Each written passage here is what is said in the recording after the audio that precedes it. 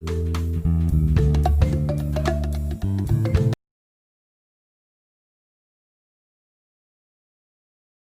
Morning friends. നമ്മൾ solution എന്ന് പറയുന്ന ചാപ്റ്ററിന്റെ രണ്ടാമത്തെ ക്ലാസ്സിലാണ് നിൽക്കുന്നത്. ബേസിക് ആയ കുറച്ച് കാര്യങ്ങളൊക്കെ നമ്മൾ കഴിഞ്ഞ ക്ലാസ്സിൽ ഡിസ്കസ് ചെയ്യായിരുന്നു. ഇന്ന് നമ്മൾ ഇവിടെ പറയാൻ ഉദ്ദേശിക്കുന്ന ടോപ്പിക് എന്ന് പറയുന്നത് പ്രധാനമായും സോളിബിലിറ്റിയാണ്. എന്താണ് സോളിബിലിറ്റി? എന്താണ് ഈ സോളിബിലിറ്റി എന്ന് പറഞ്ഞാൽ? ഞാൻ ജസ്റ്റ് ഉദാഹരണം പറയാം. എൻ്റെ കയ്യിൽ ഒരു 100 ml വാട്ടർ ഉണ്ട്. എൻ്റെ കയ്യിൽ എന്തുണ്ട്? ഒരു 100 ml വാട്ടർ ഉണ്ട്. അതിനകത്തേക്ക് ഞാൻ 1 gram ഉപ്പിട്ടു, ഡിസോൾവ് ചെയ്തു. ഉപ്പ് എന്ത് ചെയ്യും? ഡിസോൾവ് ആകും. വീണ്ടും അതിനകത്തേക്ക് 1 gram ഉപ്പിട്ടു, ഡിസോൾവ് ചെയ്തു. ഇങ്ങനെ ഒരു 5-6 പ്രാവശ്യം ഇട്ട് ഒരു 10-12 gram ഉപ്പിട്ട് ഞാൻ ഡിസോൾവ് ചെയ്തു. അടുത്തൊരു ഗ്രാം ഉപ്പിട്ടിട്ട് എത്ര ഇളക്കിയിട്ട് എന്ത് ചെയ്യുന്നില്ല, ഉപ്പ് ഡിസോൾവ് ആകുന്നില്ല. എന്ന് പറഞ്ഞാൽ ആ 100 ml വാട്ടറിനകത്തേക്ക് ഡിസോൾവ് ചെയ്യാൻ കഴിയുന്ന പരമാവധി ഉപ്പ് ഞാൻ എന്ത് ചെയ്ത് കഴിഞ്ഞു? ഡിസോൾവ് ചെയ്ത് കഴിഞ്ഞു. അതിനുള്ള എത്രയായിരുന്നു? 12 gram ഉപ്പ് ഞാൻ എന്ത് ചെയ്തു? ഡിസോൾവ്. ഉദാഹരണം ഞാൻ പറയുന്നതാ, 12 gram ഉപ്പ് എന്ത് ചെയ്തു? ഡിസോൾവ് ചെയ്ത് കഴിഞ്ഞു. ഇങ്ങനെ ഒരു പർട്ടിക്കുലർ എമൗണ്ട് സോൾവെന്റിൽ ടെമ്പറേച്ചറിൽ മാറ്റമില്ലാതെ, ടെമ്പറേച്ചർ മാറ്റം വന്നില്ല, ഡിസോൾവ് ചെയ്യാൻ കഴിയുന്ന സൊല്യൂട്ടിന്റെ അളവ് എത്രയാണോ ആ അളവിന് പറഞ്ഞ പേരാണ് സോളിബിലിറ്റി എന്ന് മനസ്സിലാക്കി വെച്ചിരിക്കുക. അപ്പൊ എന്താ solubility? The maximum amount of solute. വളരെ സിമ്പിളായി പറഞ്ഞാൽ സോളിബിലിറ്റി എന്ന് പറഞ്ഞാൽ സൊല്യൂട്ടിന്റെ എമൗണ്ട് ആണ്. The maximum amount of solute that can be dissolved in A specified amount of solvent at a specific temperature. ഒരു പ്രത്യേക ടെമ്പറേച്ചറിൽ ഒരു പർട്ടിക്കുലർ എമൗണ്ട് സോൾവെന്റിനകത്തേക്ക് ഡിസോൾവ് ചെയ്യാൻ കഴിയുന്ന സൊല്യൂട്ടിന്റെ മാക്സിമം എമൗണ്ട് എത്രയാണോ ആ എമൗണ്ടിന് പറയുന്ന പേരാണ് സോളിബിലിറ്റി എന്ന് ഓർത്തു വെച്ചേക്കുക. ഈ സോളിബിലിറ്റിയെ കുറിച്ച് പഠിക്കുമ്പോൾ നമ്മൾ അറിയേണ്ട ഒരു ടേം ആണ് സോളിബിലിറ്റിയെ ഡിപ്പെൻഡ് ചെയ്യുന്ന ഫാക്ടേഴ്സ്. ഏതൊക്കെ ഫാക്ടേഴ്സ് സോളിബിലിറ്റി ഡിപ്പെൻഡ് ചെയ്തിരിക്കും? ഈ സോളിബിലിറ്റി പ്രധാനമായും 3 ഫാക്ടറുകൾ ഡിപ്പെൻഡ് ചെയ്തിരിക്കും. ഒന്ന് nature of the solvent and solute, 2 temperature, 3 pressure. ഇങ്ങനെയുള്ള 3 കാര്യങ്ങളിൽ സോളിബിലിറ്റി ഡിപ്പെൻഡ് ചെയ്തിരിക്കും. നമുക്ക് ഓരോ ടേമുകളായി നോക്കാം. ഒന്നാമത്തെ ടേം എന്ന് പറഞ്ഞാൽ nature of the solvent and solute. ഞാൻ എക്സാമ്പിൾ പറഞ്ഞിട്ട് കൂടുതൽ കാര്യങ്ങൾ എക്സ്പ്ലെയിൻ ചെയ്യാം. എന്റെ കയ്യിൽ സോൾവെന്റ് ആയിട്ട് വാട്ടർ ഉണ്ട് എന്ന് വിചാരിക്കുക. ആ വാട്ടറിനകത്തേക്ക് സോഡിയം ക്ലോറൈഡ് മീൻസ് ഉപ്പിനെ ഡിസോൾവ് ചെയ്യുന്നു. ഡിസോൾവ് ആകുന്ന ഉപ്പ് വെള്ളത്തിനകത്തേക്ക് സൊല്യൂഷൻ നമുക്ക് കിട്ടും, കൺഫ്യൂഷൻ ഇല്ല. ഇതേ വാട്ടറിനകത്തേക്ക് ഞാൻ മണ്ണെണ്ണ ദാറ്റ് മീൻസ് കെറോസിൻ ഡിസോൾവ് ചെയ്യുന്നു. സോളിബിൾ ആവോ മണ്ണെണ്ണ വാട്ടറിനകത്തേക്ക്? സോളിബിൾ ആകില്ല. ഞാൻ സോൾവെന്റിനെ മാറ്റുകയാണ്, വാട്ടറിനെ എന്തെടുക്കുകയാണ്? പെട്രോൾ. ഈ പെട്രോളിനകത്തേക്ക് ഞാൻ ഉപ്പ് സോഡിയം ക്ലോറൈഡ് ഡിസോൾവ് ചെയ്യുകയാണ്. പെട്രോളിനകത്ത് ഉപ്പ് ഡിസോൾവ് ആകുമോ? ഡിസോൾവ് ആകില്ല. ഇനി ഇതേ പെട്രോളിനകത്തേക്ക് ഞാൻ കെറോസിൻ, ആരെയാണ്? മണ്ണെണ്ണ ഡിസോൾവ് ആകുന്നു. പെട്രോളിനകത്ത് മണ്ണെണ്ണ ഡിസോൾവ് ചെയ്യൂ? ചെയ്യും. That is solution. ഇവിടെ നമുക്ക് എന്ത് മനസ്സിലായി? നമുക്കറിയാം വാട്ടർ എന്ന സാധനം polar solvent. Sodium chloride is also polar. Water polar ആണ്. കെറോസിനോ? ഈ മണ്ണെന്ന സാധനം എന്താ? Chemically hydro carbon. Hydro carbons എല്ലാം നോൺ പോളാർ ആണെന്ന് നമ്മൾ പഠിച്ചിട്ടില്ലേ? അപ്പൊ നമ്മുടെ കെറോസിൻ എന്താണ്? നോൺ പോളാർ ആണ്. പെട്രോൾ എന്താ? നോൺ പോളാർ ആണ്. സോഡിയം ക്ലോറൈഡ് എന്താ? പോളാർ ആണ്. Petrol non polar, kerosene non polar. ഇവിടെ നമുക്ക് എന്ത് മനസ്സിലായി? Polar solute molecule polar solvent dissolve ചെയ്യും. പോളാർ സൊല്യൂട്ട് ഡിസോൾവ് ചെയ്യും, പോളാർ സോൾവെന്റ്സ് ഡിസോൾവ് ചെയ്യും. പക്ഷേ polar solute non polar dissolve ചെയ്യില്ല. അതുപോലെ non polar solute molecule non polar സോൾവെന്റ്സിൽ എന്ത് ചെയ്യും? ഡിസോൾവ് ചെയ്യുമെന്ന് മനസ്സിലാക്കുക. Polar solute molecule dissolves only in polar solvents and non-polar solute molecule dissolves only in non-polar solvents എന്ന് മനസ്സിലാക്കി വെക്കുക. ഇത് എക്സ്പ്ലെയിൻ ചെയ്യാൻ സിമ്പിൾ ഒരു ടേം ഉണ്ട്, കൃത്യമായി മനസ്സിലാക്കുക. ലൈക്ക് ഡിസോൾവ്സ് ലൈക്ക് എന്ന് പറയാൻ കൺഫ്യൂഷൻ ആകേണ്ട കാര്യമില്ല. ലൈക്ക് മതി പോളാർ കൊടുത്തേ, polar dissolves polar. Non polar കൊടുത്തേ, non polar dissolves non polar. കാര്യം വ്യക്തമായി മനസ്സിലായില്ലേ? പോളാർ സൊല്യൂട്ട് മോളിക്കൂൾ പോളാർ സോൾവെന്റ്സിൽ ഡിസോൾവ് ചെയ്യും, അതുപോലെ non polar solute molecule non polar സോൾവെന്റ്സിൽ എന്ത് ചെയ്യും? ഡിസോൾവ് ചെയ്യുമെന്ന് വളരെ സിമ്പിൾ ആയി മനസ്സിലാക്കി വച്ചേക്കുക. കൺഫ്യൂഷൻ ഇല്ലല്ലോ? ഇവിടെ നമ്മൾ വളരെ ബേസിക് ആയ കുറച്ച് ടേമുകൾ കൂടെ പഠിക്കണം. ഒന്നാമത് അറിയേണ്ട ടേം എന്ന് പറഞ്ഞാൽ ഡിസൊല്യൂഷൻ. എന്താ സാധനം? Dissolution. Dissolution simply means solution ഉണ്ടാകുന്ന പ്രോസസ്. സൊല്യൂഷൻ എങ്ങനെ ഉണ്ടാകുക? ഒരു സോൾവെന്റിനകത്തേക്ക് സൊല്യൂട്ട് ആഡ് ചെയ്യുക, ഡിസോൾവ് ചെയ്യുക, സൊല്യൂഷൻ ആകും. അതാണ് ഡിസൊല്യൂഷൻ. അതായത് ഒരു സോൾവെന്റിനകത്തേക്ക് സോളിഡ് സൊല്യൂട്ട് ആഡ് ചെയ്ത് കഴിഞ്ഞാൽ കുറെ സൊല്യൂട്ട് മോളിക്കൂളിനകത്തേക്ക് എന്ത് ചെയ്യും? ഡിസോൾവ് ആകും. വീണ്ടും സൊല്യൂട്ട് ആഡ് ചെയ്യുക, വീണ്ടും കുറെ എന്ത് ചെയ്യും? ഡിസോൾവ് ആകും.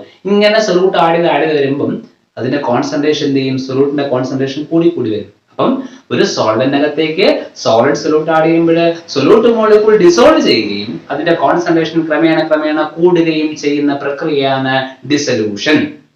When a solid solute is added to a solvent, some of the solute molecule dissolves in it and its concentration increases to maximum.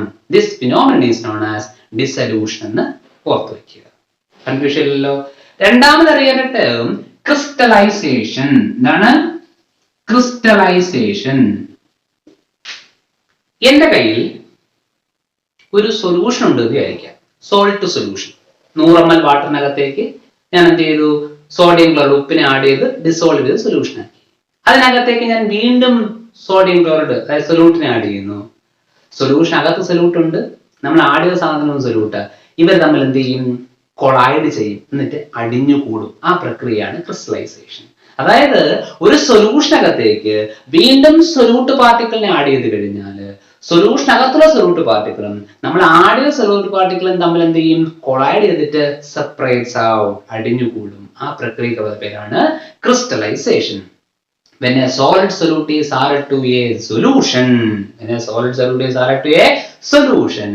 the solute particle present in the solution and the added solute particle will collide each other. And separates out. This phenomenon is known as crystallization. അപ്പോൾ നിങ്ങൾ just മനസ്സിലാക്കുക, എൻ്റെ കയ്യിൽ ഒരു solvent ഉണ്ട്, ഞാൻ അതിലേക്ക് solute add ചെയ്തു, ഡിസോൾവ് ചെയ്തു. ഇങ്ങനെ സൊല്യൂഷൻ ഉണ്ടാക്കുന്ന പ്രക്രിയ ഡിസൊല്യൂഷൻ. ഞാൻ വീണ്ടും അതിനകത്തേക്ക് സൊല്യൂട്ട് ആഡ് ചെയ്തു, സൊല്യൂഷനകത്തുള്ള സൊല്യൂട്ടും നമ്മൾ ആഡ് ചെയ്ത സൊല്യൂട്ടും നമ്മൾ കൊളൈഡ് ചെയ്ത് സെപ്പറേറ്റ് ചെയ്യുന്ന പ്രക്രിയ ക്രിസ്റ്റലൈസേഷൻ. അതായത് സൊല്യൂഷൻ ഉണ്ടാക്കുമ്പോൾ ആദ്യം ഡിസൊല്യൂഷൻ, കുറെ കഴിയുമ്പോൾ ക്രിസ്റ്റലൈസേഷൻ. കുറെ സമയങ്ങൾ കഴിയുമ്പോൾ ഡിസൊല്യൂഷന്റെ വേഗതയും ക്രിസ്റ്റലൈസേഷന്റെ വേഗതയും ഈക്വൽ ആകും. ഡിസോൾവ് ചെയ്യുന്ന സൊല്യൂട്ടിന്റെ അളവും സെപ്പറേറ്റ് ഔട്ട് ചെയ്യുന്ന സൊല്യൂട്ടിന്റെ അളവും എന്താകും? ഈക്വൽ ആകും. ദാറ്റ് ഈസ് ഡിസൊല്യൂഷന്റെ വേഗതയും ക്രിസ്റ്റലൈസേഷന്റെ വേഗതയും ഈക്വൽ ആകും. ആ സ്റ്റേജിന്, ആ കണ്ടീഷൻ നമ്മൾ പറയുന്ന പേരാണ് ഇക്വിലിബ്രിയം. എന്ത് പറയും? ഇക്വിലിബ്രിയം എന്ന് പറയുമെന്ന് ഓർക്കുക. അതായത് എന്താ ഇക്വിലിബ്രിയം എന്ന് പറഞ്ഞാല്? Rate of dissolution will be equal to rate of crystallization. ഡിസൊല്യൂഷന്റെ വേഗതയും ക്രിസ്റ്റലൈസേഷന്റെ വേഗതയും തുല്യമാകുന്ന സ്റ്റേജിന് പറയുന്ന പേരാണ് ഇക്വിലിബ്രിയം എന്ന് ഓർത്തു വയ്ക്കുക. ഇനി അറിയേണ്ട 1-2 ടേമുകളുണ്ട്. ആദ്യം അറിയേണ്ട ടേം എന്താണ്? Saturated solution. അതായത് എന്റെ കയ്യിൽ 100 ml വാട്ടർ ഉണ്ടെന്ന് വിചാരിക്കുക. ആ വാട്ടറിനകത്തേക്ക് ഞാൻ 1 സ്പൂൺ ഉപ്പിട്ടു, ഡിസോൾവ് ചെയ്തു. ഉപ്പിനെ കാണാൻ കഴിയോ? ഇല്ല. ഞാൻ വീണ്ടും 1 സ്പൂൺ ഉപ്പിട്ടു, ഡിസോൾവ് ചെയ്തു. ഉപ്പിനെ കാണാൻ കഴിയോ? ഇല്ല. അങ്ങനെ കുറെ സ്പൂൺ ഉപ്പ് ഡിസോൾവ് ചെയ്ത് കഴിഞ്ഞ ശേഷം വീണ്ടും 1 സ്പൂൺ ഉപ്പ് ഡിസോൾവ് ചെയ്തിട്ട് എത്ര ഡിസോൾവ് ചെയ്തിട്ട് ഉപ്പ് എന്ത് ചെയ്യുന്നില്ല? ഡിസോൾവ് ചെയ്യുന്നില്ല. അതിന്റെ മീനിങ് എന്താ? ആ 100 ml വാട്ടറിനകത്തേക്ക് ഡിസോൾവ് ചെയ്യാൻ കഴിയുന്ന മാക്സിമം സൊല്യൂട്ടും ഡിസോൾവ് ചെയ്ത് കഴിഞ്ഞു എങ്കിൽ ആ സൊല്യൂഷനെ പറയുന്ന പേരാണ് saturated solution. A solution in which no more solute can be dissolved at the same temperature. അതേ ടെമ്പറേച്ചറിൽ ഇനിയും സൊല്യൂട്ട് മോളിക്യൂളിനെ ഡിസോൾവ് ചെയ്യാൻ കഴിയില്ല എങ്കിൽ അത്തരം സൊല്യൂഷനെ പറയുന്ന പേരാണ് സാച്ചുറേറ്റഡ് സൊല്യൂഷൻ. വ്യക്തമായി മനസ്സിലാക്കുക. A solution which no more solute can be dissolved എന്ന് തന്നെ പറയണം. ആരുടെ എന്ന വാക്ക് ഉപയോഗിക്കരുത്. നമുക്ക് വീണ്ടും ആഡ് ചെയ്യാം, വെറുതെ ആഡ് ചെയ്തൂടെ? ഡിസോൾവ് ചെയ്യാൻ കഴിയില്ല എന്നേ ഉള്ളൂ. A solution which no more solute can be dissolved at the same temperature is called saturated solution. അതുപോലെ അറിയേണ്ട ടേം ആണ് unsaturated solution. എന്റെ കയ്യിൽ ഒരു 100 ml വാട്ടർ ഉണ്ട്, അതിനകത്തേക്ക് 1 സ്പൂൺ ഉപ്പിട്ടു, അന്നേരം ഡിസോൾവ് ചെയ്തു, സൊല്യൂഷൻ ആയില്ലേ? ഈ സൊല്യൂഷൻ പറയുന്ന പേരാണ് അൺസാച്ചുറേറ്റഡ് സൊല്യൂഷൻ. എന്ന് പറഞ്ഞാൽ ആ സൊല്യൂഷനകത്തേക്ക് ഇനിയും സൊല്യൂട്ട് മോളിക്കൂൾ എന്ത് ചെയ്യാൻ കഴിയും? ഡിസോൾവ് ചെയ്യിപ്പിക്കാൻ കഴിയും. A solution which more solute can be dissolved at the same temperature. അതേ ടെമ്പറേച്ചറിൽ ഇനിയും സൊല്യൂട്ട് മോളിക്കൂളിനെ ഡിസോൾവ് ചെയ്യിപ്പിക്കാൻ കഴിയുമെങ്കിൽ അത്തരം സൊല്യൂഷനെ പറയുന്ന പേരാണ് അൺസാച്ചുറേറ്റഡ് സൊല്യൂഷൻ. അപ്പൊ എന്താ സാച്ചുറേറ്റഡ് സൊല്യൂഷൻ എന്ന് പറഞ്ഞാൽ a solution which no more solute can be dissolved at the same temperature. അതേ ടെമ്പറേച്ചറിൽ ഇനിയും സൊല്യൂട്ട് മോളിക്കൂളിനെ ഡിസോൾവ് ചെയ്യിപ്പിക്കാൻ കഴിയില്ല എങ്കിൽ അവയെ പറഞ്ഞ പേര് സാച്ചുറേറ്റഡ് സൊല്യൂഷൻ. അതേ ടെമ്പറേച്ചറിൽ ഇനിയും സൊല്യൂട്ട് മോളിക്കൂളിനെ ഡിസോൾവ് ചെയ്യിപ്പിക്കാൻ കഴിയുമെങ്കിൽ അവയെ എന്ത് പറയും? Unsaturated. A solution which more solute can be dissolved at the same temperature is called unsaturated solution. ഒരു ടേം കൂടി അറിയണം, സൂപ്പർ സാച്ചുറേറ്റഡ് സൊല്യൂഷൻ. എന്താണ് സൂപ്പർ സാച്ചുറേറ്റഡ് സൊല്യൂഷൻ? എന്റെ കയ്യിൽ വാട്ടറിന്റെയും സോഡിയം ക്ലോറൈഡിന്റെയും ഒരു സാച്ചുറേറ്റഡ് സൊല്യൂഷൻ ഉണ്ടെന്ന് വിചാരിക്കാം. എന്താ സാച്ചുറേറ്റഡ് സൊല്യൂഷൻ എന്ന് പറഞ്ഞാൽ ആ വാട്ടറിനകത്തേക്ക് പരമാവധി ഉപ്പ് എന്ത് ചെയ്ത് കഴിഞ്ഞു? ഡിസോൾവ് ചെയ്ത് കഴിഞ്ഞ സൊല്യൂഷനാണ് സാച്ചുറേറ്റഡ് സൊല്യൂഷൻ. അതിനെ ഹീറ്റ് ചെയ്യുന്നു. ഞാൻ എന്ത് ചെയ്യുന്നു? ഹീറ്റ് ചെയ്യുന്നു. ഹീറ്റ് ചെയ്തുകൊണ്ട് കൂടുതൽ സോഡിയം ക്ലോറൈഡിനെ വീണ്ടും വീണ്ടും ഞാൻ ഡിസോൾവ് ചെയ്യിപ്പിക്കുന്നു. ഡിസോൾവ് ചെയ്യും, ടെമ്പറേച്ചർ ഉണ്ടല്ലോ, ഹീറ്റിന്റെ സാന്നിധ്യം കൊണ്ട് ഡിസോൾവ് ചെയ്യും. എന്നിട്ട് അതിനെ നോർമൽ ടെമ്പറേച്ചറിലേക്ക് കൊണ്ടുവരുമ്പോൾ, തണുപ്പിക്കുമ്പോൾ ഈ എക്സ്ട്രാ ഡിസോൾവ് ചെയ്ത സൊല്യൂട്ട് മോളിക്കൂളൊന്നും സെപ്പറേറ്റ് ഔട്ട് ചെയ്യുന്നില്ല എങ്കിൽ അത്തരം സൊല്യൂഷനെ പറയുന്ന പേരാണ് സൂപ്പർ സാച്ചുറേറ്റഡ് സൊല്യൂഷൻ.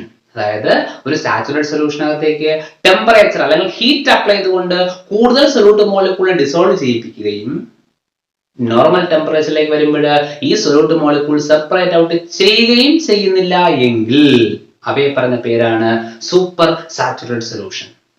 ഇത്രയും ടേമുകൾ ബേസിക്കലി മനസ്സിലാക്കുക. ഡിസൊല്യൂഷൻ, ക്രിസ്റ്റലൈസേഷൻ, ഇക്വിലിബ്രിയം എന്ന സ്റ്റേജ് മനസ്സിലാക്കുക. Saturated solution, unsaturated solution and super saturated solution. അപ്പോൾ നമ്മൾ സോളിബിലിറ്റി ഡിപെൻഡന്റ് ഫാക്ടേഴ്സിനെ കുറിച്ചാണ് പറഞ്ഞുകൊണ്ടിരുന്നത്. അതിൽ ഒരു ഫാക്ടർ ആയിട്ടുള്ളൂ nature of the solvent and solute. രണ്ടാമത്തെ ഫാക്ടർ എന്ന് പറഞ്ഞാൽ ടെമ്പറേച്ചർ. ഈ ടെമ്പറേച്ചറിനെ കുറിച്ച് പഠിക്കണമെങ്കിൽ, സോളിബിലിറ്റി ടെമ്പറേച്ചറിനെ എങ്ങനെ ഡിപ്പെൻഡ് ചെയ്തിരിക്കുന്നു എന്നറിയണമെങ്കിൽ നമ്മൾ പ്ലസ് വണ്ണിൽ പഠിച്ചിട്ട് ലോ അറിയണം. നിങ്ങൾക്കറിയാം, ലേ ഷാറ്റ്ലിയർ പ്രിൻസിപ്പിൾ. ഈ ലേ ഷാറ്റ്ലിയർ പ്രിൻസിപ്പിളിനെ ബേസ് ചെയ്തിട്ടാണ് ടെമ്പറേച്ചർ ഡിപ്പെൻഡൻസ് നമ്മൾ എന്ത് ചെയ്യുന്നത്? എക്സ്പ്ലെയിൻ ചെയ്യുന്നതെന്ന് ഓർക്കുക. നമുക്കറിയാം, നമ്മുടെ കെമിക്കൽ റിയാക്ഷൻസ് 2 ടൈപ്പ് ഉണ്ട്. ഏതൊക്കെയാണ്? എക്സോതെർമിക് റിയാക്ഷൻസും എൻഡോതെർമിക് റിയാക്ഷൻസും. എന്താണ് എക്സോതെർമിക് റിയാക്ഷൻ എന്ന് പറഞ്ഞാൽ? അറിയുന്ന കാര്യമാണ്. അതായത് ഒരു റിയാക്ഷൻ നടക്കുന്നതിന്റെ ഫലമായിട്ട് ഹീറ്റ് എനർജിയെ ലിബറേറ്റ് ചെയ്യപ്പെടും എങ്കിൽ അത്തരം റിയാക്ഷൻസിനെ പറയുന്ന പേരാണ് എക്സോതെർമിക് റിയാക്ഷൻ എന്ന് പറയുന്നത്. അതായത് ഹീറ്റ് എനർജിയെ ലിബറേറ്റ് ചെയ്യുന്ന റിയാക്ഷൻ, ഹീറ്റിന്റെ ആവശ്യമില്ല, അത് ലിബറേറ്റ് ചെയ്യാൻ ചെയ്യുന്നത് എങ്കിൽ എന്ത് പറയും? എക്സോതെർമിക്. അപ്പൊ എന്തായിരിക്കും എൻഡോതെർമിക് എന്ന് പറഞ്ഞാൽ? ഹീറ്റ് എനർജിയെ അബ്സോർബ് ചെയ്യുന്ന റിയാക്ഷൻസ് ആണ് എന്തോ സാധനം എൻഡോതെർമിക് റിയാക്ഷൻ എന്ന് വിളിച്ചിട്ടുണ്ട്. സപ്പോസ് നമ്മുടെ ഡിസൊല്യൂഷൻ പ്രോസസ് എക്സോതെർമിക് ആണെന്ന് വിചാരിക്കുക. അതായത് സോൾവെന്റിനകത്തേക്ക് സൊല്യൂട്ട് ആഡ് ചെയ്ത് സൊല്യൂഷൻ ഉണ്ടാക്കുന്ന പ്രക്രിയ ഒരു എക്സോതെർമിക് റിയാക്ഷൻ ആണ് നിങ്ങൾ സപ്പോസ് ചെയ്യുക. അവിടെ ടെമ്പറേച്ചർ ഇൻഫ്ലുവൻസ് എന്തായിരിക്കും നിങ്ങൾക്ക് പറയാൻ കഴിയുന്നതേ ഉള്ളൂ. എന്തായിരിക്കും? ഡിസൊല്യൂഷൻ പ്രോസസ് എക്സോതെർമിക് ആണ്. ദാറ്റ് മീൻസ് സോൾവെന്റിനകത്തേക്ക് സൊല്യൂട്ട് ആഡ് ചെയ്ത് സൊല്യൂഷൻ ഉണ്ടാകുമ്പോൾ ഹീറ്റ് പുറത്തേക്ക് വരും. അവിടെ ടെമ്പറേച്ചർ കൂടുതൽ എന്ത് സംഭവിക്കും? ഡിസൊല്യൂഷന്റെ വേഗത കുറയും. ടെമ്പറേച്ചർ ആവശ്യമില്ലാത്തതുകൊണ്ടാണല്ലോ ടെമ്പറേച്ചർ പുറത്തേക്ക് വരുന്നത്. നമ്മൾ അങ്ങോട്ട് ടെമ്പറേച്ചർ എടുക്കേണ്ട കാര്യമുണ്ടോ അവിടെ? ദാറ്റ് ഈസ് ഒരു എക്സോതെർമിക് പ്രോസസ് ആണ് ഡിസൊല്യൂഷൻ എങ്കിൽ ടെമ്പറേച്ചർ കൂടിയാൽ സോളിബിലിറ്റി കുറയും എന്ന് ഓർത്ത് വെച്ചേക്കുക. കാരണം പ്രോസസ് എന്താണ്? എക്സോതെർമിക് ആണ്. അതേസമയം നമ്മുടെ ഡിസൊല്യൂഷൻ പ്രോസസ് എൻഡോതെർമിക് ആണെന്ന് വിചാരിക്കുക. എന്താ എൻഡോതെർമിക് എന്ന് പറഞ്ഞു കഴിഞ്ഞാൽ ഹീറ്റിനെ അബ്സോർബ് ചെയ്യുന്ന റിയാക്ഷൻ. സോൾവെന്റിനകത്തേക്ക് സൊല്യൂട്ട് ആഡ് ചെയ്ത് സൊല്യൂഷൻ ഉണ്ടാകുമ്പോൾ അവിടെ ഹീറ്റിനെ അബ്സോർബ് ചെയ്യുന്നു വിചാരിക്കുക. അപ്പോൾ എന്ത് സംഭവിക്കും? ടെമ്പറേച്ചർ കൊടുത്താൽ സോളിബിലിറ്റി കൂടും. കാരണം അവിടെ ടെമ്പറേച്ചറിന്റെ ആവശ്യമുണ്ട്, ഹീറ്റിന്റെ ആവശ്യമുള്ള റിയാക്ഷൻ അല്ലേ എൻഡോതെർമിക്. അതായത് നമ്മുടെ ഡിസൊല്യൂഷൻ പ്രോസസ് എൻഡോതെർമിക് ആണെങ്കിൽ ടെമ്പറേച്ചർ കൂടിയാൽ സോളിബിലിറ്റി കൂടും എന്ന് വളരെ ഭംഗിയായി മനസ്സിലാക്കി വച്ചേക്കുക. നമ്മൾ natural of the solvent and solute പറഞ്ഞതുപോലെ വളരെ ജനറലായി പറയാൻ കഴിയുന്ന ഒരു കാര്യമല്ല ഇത്. നമ്മുടെ ഡിസൊല്യൂഷൻ പ്രോസസ് എക്സോതെർമിക് ആണോ അതോ എൻഡോതെർമിക് ആണോ എന്നതിനെ ഡിപ്പെൻഡ് ചെയ്ത് മാത്രമേ നമുക്ക് എന്ത് പറയാൻ പറ്റുള്ളൂ, സോളിബിലിറ്റിയിൽ ടെമ്പറേച്ചർ ഇൻഫ്ലുവൻസ് പറയാൻ കഴിയുള്ളൂ. ഇത് എക്സ്പ്ലെയിൻ ചെയ്യുന്നത് ലെ-ഷാറ്റ്ലർ പ്രിൻസിപ്പിൾ ഉപയോഗിച്ചുകൊണ്ടാണ്. കൂടുതൽ കാര്യങ്ങൾ പ്ലസ് 1 ക്ലാസ്സുകളിൽ പഠിച്ചത് കൊണ്ട് തന്നെ വളരെ ഭംഗിയായ കാര്യം മനസ്സിലായി കാണും. ജസ്റ്റ് ഇത്ര മാത്രം മനസ്സിലാക്കുക, ഡിസൊല്യൂഷൻ പ്രോസസ് എക്സോതെർമിക് ആണോ ടെമ്പറേച്ചർ കൂടിയാൽ സോളിബിലിറ്റി കുറയും, ഡിസൊല്യൂഷൻ പ്രോസസ് എൻഡോതെർമിക് ആണോ ടെമ്പറേച്ചർ കൂടിയാൽ സോളിബിലിറ്റി കൂടുമെന്ന് മാത്രം മനസ്സിലാക്കി വെക്കുക. ഇവിടെ ഒരു ക്വസ്റ്റ്യൻ വരാറുണ്ട്, സാധാരണ പരീക്ഷയ്ക്ക് ചോദിച്ചിട്ടുള്ള ഒരു ക്വസ്റ്റ്യൻ ആണ്, what is the effect of temperature? Question വ്യക്തമായി കേൾക്കുക. What is the effect of temperature in the solubility of A gas in a liquid? ഒരു ഗ്യാസിനെ ലിക്വിഡിനകത്തേക്ക് ഡിസോൾവ് ചെയ്യുന്ന കേസിൽ ടെമ്പറേച്ചറിന്റെ ഇൻഫ്ലുവൻസ് എന്താണ്? What is the effect of temperature in the solubility of a gas in a liquid? വളരെ വ്യക്തമായി question കേട്ടിട്ട് ഒന്ന് ആലോചിച്ചാൽ നിങ്ങൾക്ക് ആൻസർ കിട്ടുന്നതേ ഉള്ളൂ. ആൻസർ ഞാൻ പറയാം. അതായത് ജസ്റ്റ് മനസ്സിലാക്കുക, ഒരു ഗ്യാസിനെ ലിക്വിഡിനകത്തേക്ക് ഡിസോൾവ് ചെയ്യുന്ന കേസിൽ ടെമ്പറേച്ചറിന്റെ ഇൻഫ്ലുവൻസ് എന്താണ് എന്നാണ് ക്വസ്റ്റ്യൻ, അല്ലെ? നിങ്ങൾക്ക് ഫെമിലിയർ ആയ ഉദാഹരണങ്ങൾ ഒരുപാടുണ്ട്. ഒരു ഗ്യാസിനെ ലിക്വിഡിനകത്തേക്ക് ഡിസോൾവ് ചെയ്യാൻ പോവുകയാണ്. അപ്പോൾ ഗ്യാസ് ഏത് ഫിസിക്കൽ സ്റ്റേറ്റിലേക്ക് പോകും?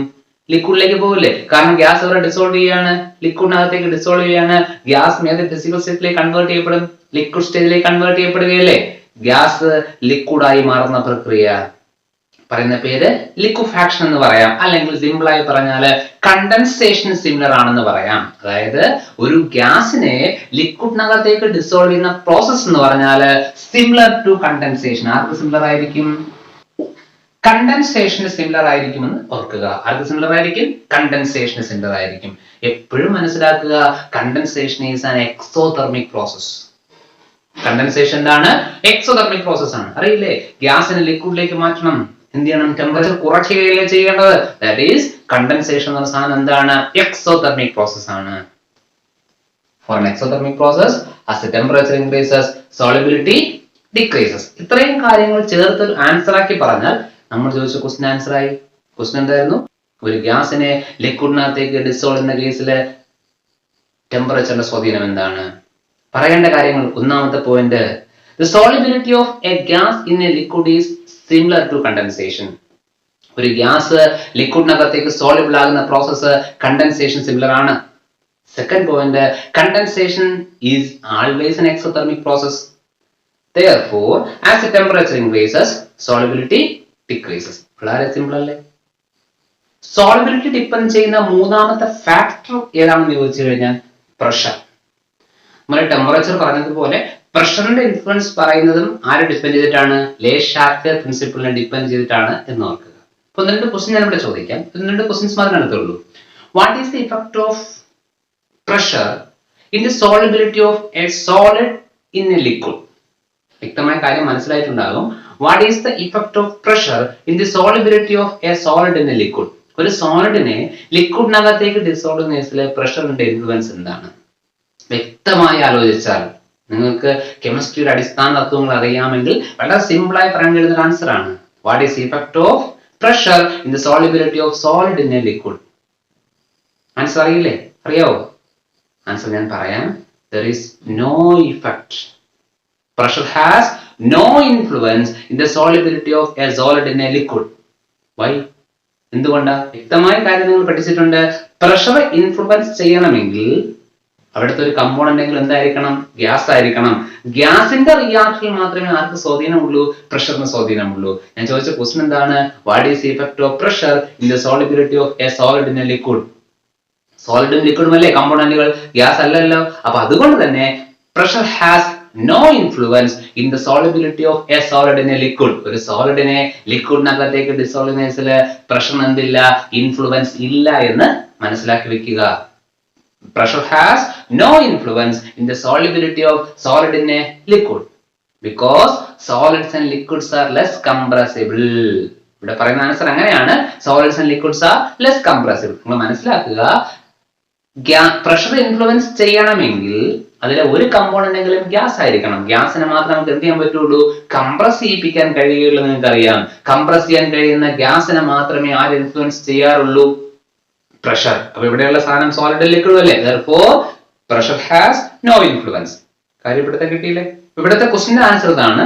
Pressure has no influence in the solubility of solid in a liquid because solids and liquids are less compressible. അല്ലെങ്കിൽ എങ്ങനെ പറയാം, pressure influences only gases. Confusion ഇല്ലല്ലോ. ഇവിടെ നമ്മൾ മനസ്സിലാക്കേണ്ട ഒരു കാര്യം കൂടെ ഉണ്ട്. നമ്മൾ പറഞ്ഞു ഒരു സോൾഡിനെ ലിക്വിഡിനകത്തേക്ക് ഡിസോൾവ് ചെയ്യുന്നതിൽ പ്രഷറിന് സ്വാധീനമില്ല. അങ്ങനെയാണെങ്കിൽ ഗ്യാസിന്റെ കേസിൽ പ്രഷർ എന്തുണ്ടാകും? ഇൻഫ്ലുവൻസ് ഉണ്ടാകും. അപ്പൊ ഒരു ഗ്യാസിനെ ലിക്വിഡിനകത്തേക്ക് ഡിസോൾവ് ചെയ്യുന്ന കേസിൽ പ്രഷറിന്റെ ഇൻഫ്ലുവൻസ് എന്താണ് എന്ന് എക്സ്പ്ലെയിൻ ചെയ്യാൻ ഉപയോഗിക്കുന്ന വളരെ പ്രധാനപ്പെട്ട ലോ ഉണ്ട്. ലോയ്ക്ക് പറയുന്ന പേര് ഹെൻറീസ് ലോ. എന്താണ് ലോ പറഞ്ഞു വെച്ച് കഴിഞ്ഞാല്, the solubility of a gas in a liquid is directly proportional to the pressure of the gas at constant temperature. അതായത് കോൺസ്റ്റന്റ് ടെമ്പറേച്ചറിൽ ഒരു ലിക്വിഡിനകത്തേക്ക് ഡിസോൾവ് ചെയ്യുന്ന ഗ്യാസിന്റെ സോളിബിലിറ്റി എന്ന് പറഞ്ഞാൽ അതിന്റെ പ്രഷറിന് ഡയറക്ട്ലി പ്രൊപ്പോർഷണൽ ആയിരിക്കും.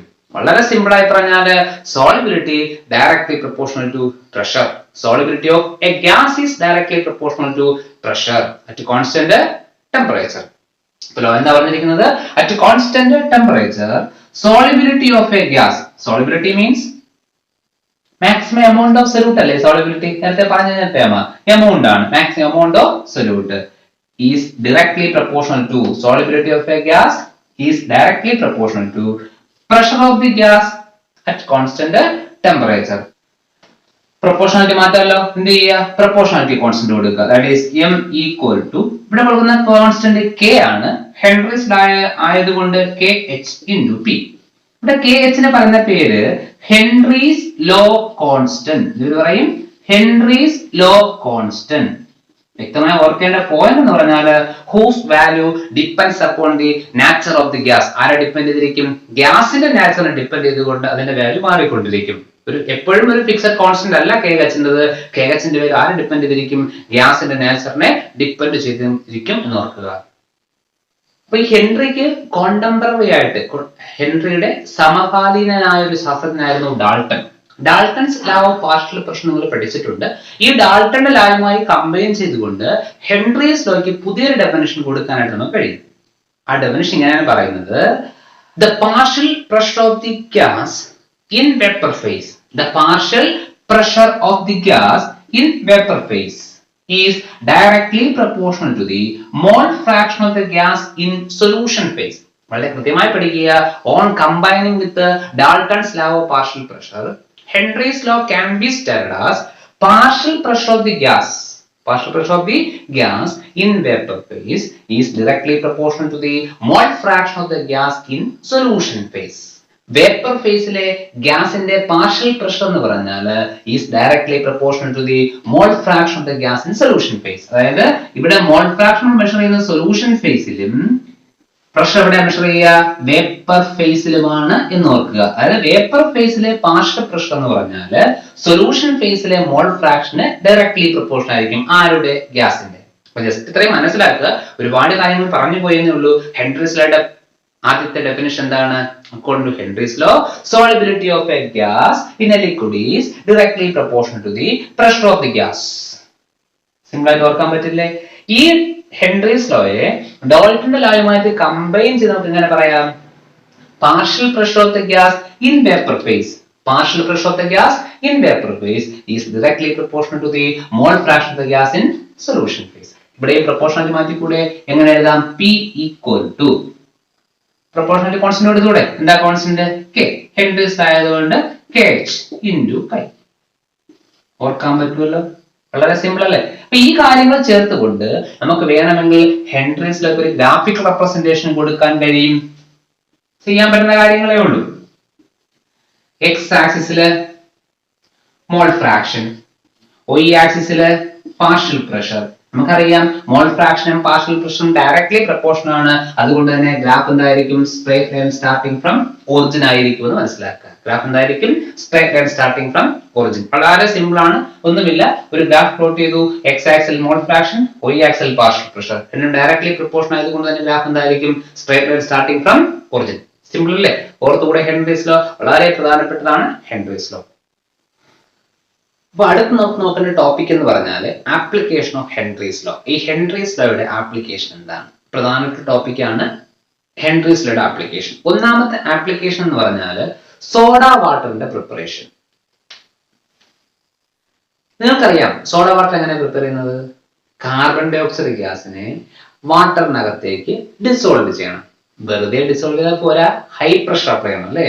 Under high pressure carbon dioxide gas is dissolve in water. അതായത് ഹൈ പ്രഷറിൽ കാർബൺ ഡൈ ഓക്സൈഡ് ഗ്യാസിനെ വാട്ടറിനകത്തേക്ക് ഡിസോൾവ് ചെയ്തിട്ടാണ് ആരെ പ്രിപ്പയർ ചെയ്യുന്നത്?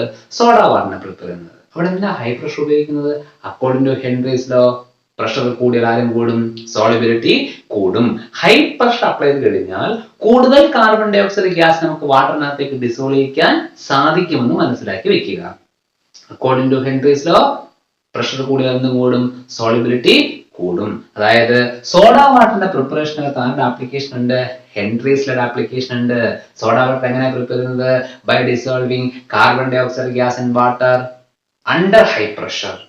കാര്യം മനസ്സിലായില്ലേ? ഹൈ പ്രഷർ എന്ന് ഉപയോഗിച്ചു സോളിബിലിറ്റി കൂട്ടാൻ, according to Henry's law.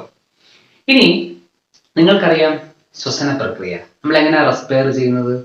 Oxygen ഗ്യാസിനെ ലങ്സിൽ എത്തിയിട്ട് ബ്ലഡിനകത്തേക്ക് ഡിസോൾവ് ചെയ്ത് ശരീരത്തിന്റെ പല ഭാഗങ്ങളിലേക്ക് എത്തുകയാണ് ചെയ്തത് അല്ലേ?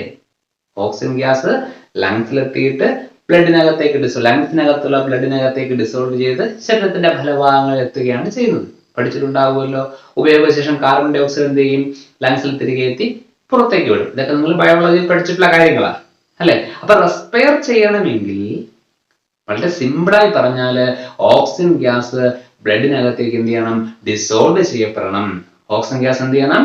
ബ്ലഡിനകത്തേക്ക് ഡിസോൾവ് ചെയ്താൽ നമുക്ക് റെസ്പയർ ചെയ്യാൻ സാധിക്കുള്ളൂ എന്ന് മനസ്സിലാക്കുക. നമ്മുടെ ഗ്രൗണ്ട് ലെവലിൽ നിന്നും മേലോട്ട് ചെല്ലുന്തോറും പ്രഷർ എന്ത് ചെയ്യും?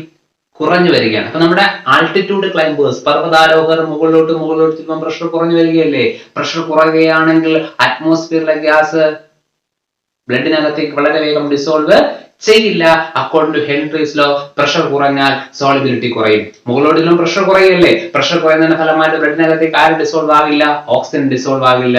അതായത് ഓക്സിജൻ കിട്ടാത്തൊരവസ്ഥ വരും. According to Henry's law, solubility of gas is directly proportional to pressure. Atmosphere pressure കുറഞ്ഞു, മുകളിൽ ആൾട്ടിറ്റ്യൂഡിൽ പ്രഷർ കുറഞ്ഞു, അതിന്റെ ഫലമായിട്ട് സോളിബിലിറ്റിയും കുറയും.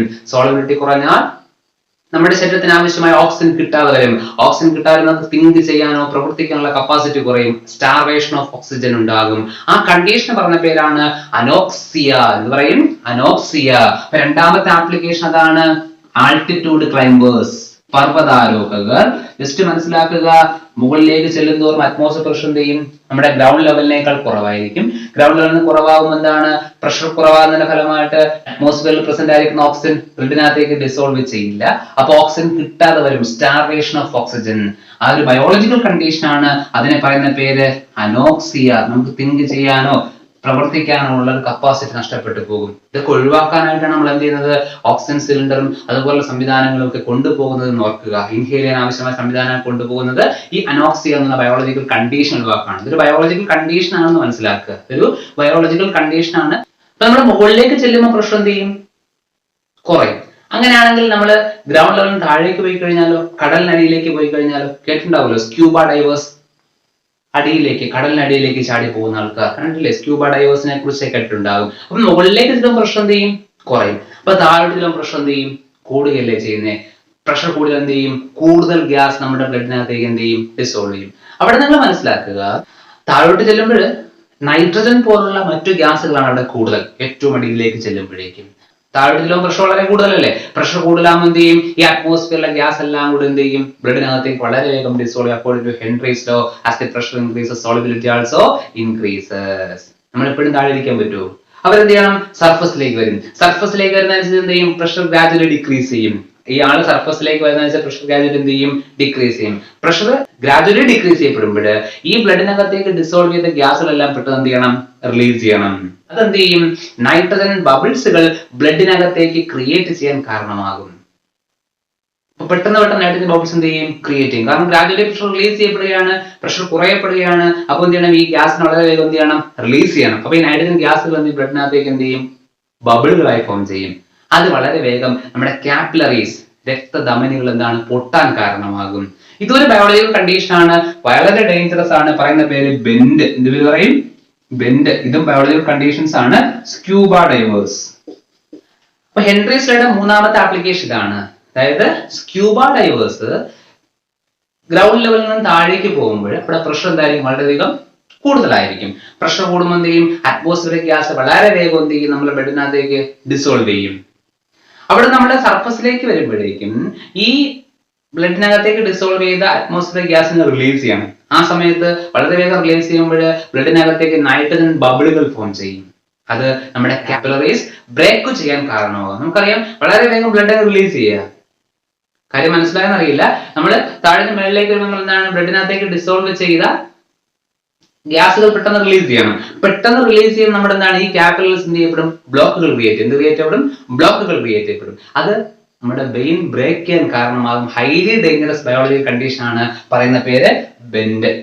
ഈ ബെൻഡ് എന്ന ബയോളജിക്കൽ കണ്ടീഷനെ ഒഴിവാക്കാനും നൈട്രജന്റെ ടോക്സിക് ഇഫക്ട് അവോയ്ഡ് ചെയ്യാനായിട്ട്, നൈട്രജൻ ബബിൾസ് ആണല്ലോ നമ്മൾ ബ്ലഡിൽ ക്രിയേറ്റ് ചെയ്യപ്പെടുന്നത്. അപ്പൊ നൈട്രജന്റെ ടോക്സിക് ഇഫക്ട് ഒഴിവാക്കാനും ബെൻഡ് എന്ന് പറയുന്ന ബയോളജിക്കൽ കണ്ടീഷൻ ഒഴിവാക്കാനുമായിട്ട് എയർ ഡയലൂട്ടഡ് വിത്ത് ഹീലിയം ചേർത്ത് ഡയലൂട്ട് ചെയ്തിരിക്കുന്ന എയർ ആണ് എന്ത് ചെയ്യുന്നത്? ഈ സ്ക്യൂബ ഡൈവേഴ്സ് കൊണ്ടുപോകുന്നത്, ഇൻഹെയിൽ ചെയ്യാൻ വേണ്ടി കൊണ്ടുപോകുന്നതെന്ന് ഓർത്ത് വെച്ചേക്കുക. ഒരു അറിവിലേക്ക് വേണ്ടി പറഞ്ഞതേ ഉള്ളൂ.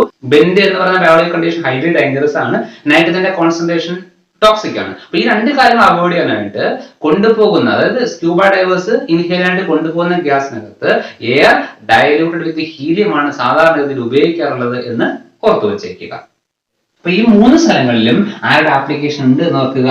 ഹെൻറിസ് ലോയുടെ ആപ്ലിക്കേഷൻസ് ഉണ്ട് എന്ന് ഓർക്കുക. എവിടേക്കാണ്? സോഡ വാട്ടർ പ്രിപ്പറേഷനിൽ, ആൾട്ടിറ്റ്യൂഡ് ക്ലൈംബേഴ്സിൽ അനോക്സി എന്ന് പറയുന്ന ബയോളജിക്കൽ കണ്ടീഷൻ, അതുപോലെ സ്ക്യൂബ ഡൈവേഴ്സിൽ ബെൻഡ് എന്ന് പറയുന്ന ബയോളജിക്കൽ കണ്ടീഷനും ഹെൻറിസ് ലോയുടെ ആപ്ലിക്കേഷൻ ഉണ്ട് എന്ന് മനസ്സിലാക്കി വെച്ചേക്കുക.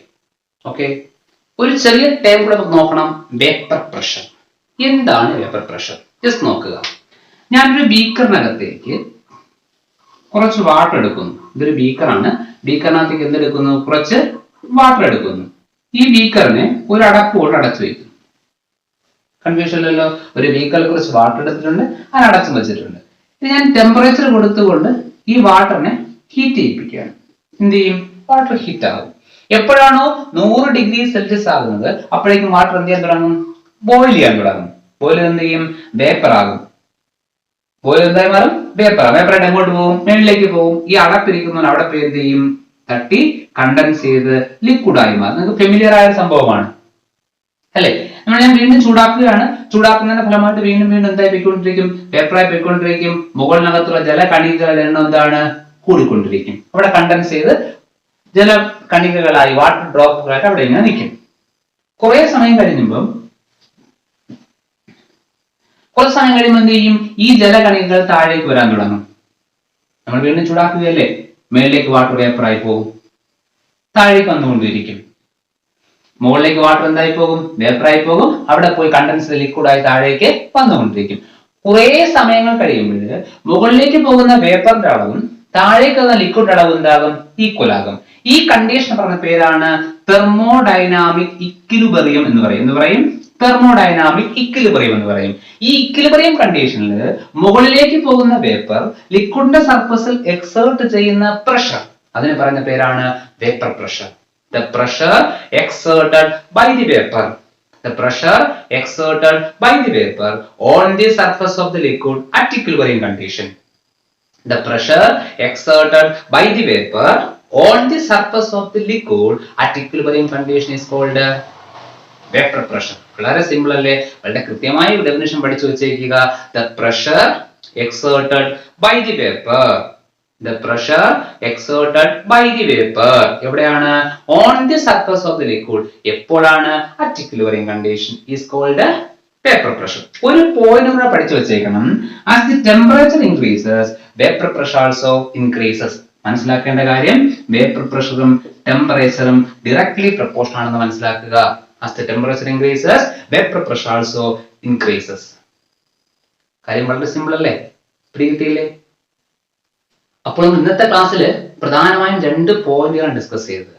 ഒന്ന് സോളിബിലിറ്റി, 2 സോളിബിലിറ്റി അഫക്ട് ചെയ്യുന്ന ഫാക്ടേഴ്സ്. അതിനകത്ത് ഹെൻറിസ് ലോ വളരെ പ്രധാനപ്പെട്ടതാണ്, അതിന്റെ ആപ്ലിക്കേഷൻ വളരെ പ്രധാനപ്പെട്ടതാണ്. സൊല്യൂഷനകത്ത് ഇനിയും കുറച്ചധികം കാര്യങ്ങൾ നമുക്ക് ഡിസ്കസ് ചെയ്യാനുണ്ട്. വരും ക്ലാസ്സുകളിൽ നമുക്ക് അതൊക്കെ ഡിസ്കസ് ചെയ്യാം. ഓക്കെ.